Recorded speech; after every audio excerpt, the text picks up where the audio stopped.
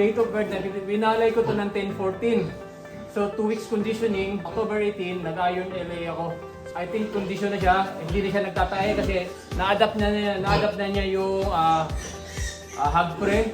So ngayon ay 10-28. Bibigay ako ng B-complex.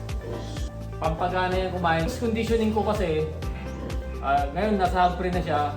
Yung 2 weeks conditioning ko kasi, nagbigay ako ng booster. Pero hinahaluan ko siya konti ng hog pre para masanay yung tiyan niya.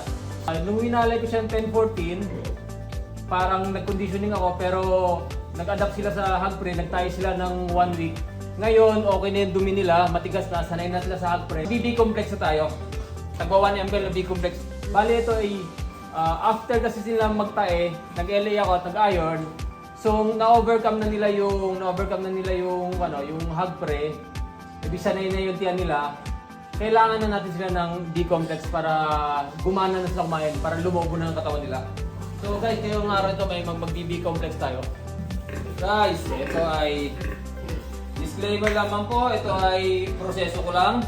May mga proseso kayo na what is best for you and what is works for you guys.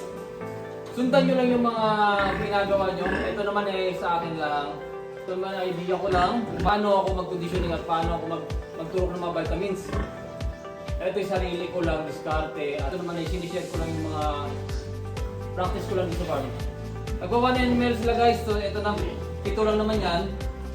Tingin ko maganda na yung katawan nila, so ito yung follow-up lang pampagana lalo kumain para pwede na natin siyang arihan kumain. 1 ml, so yan. So next month, magpupurga tayo. Pag naka 1 month na silang walay, magpupurga tayo.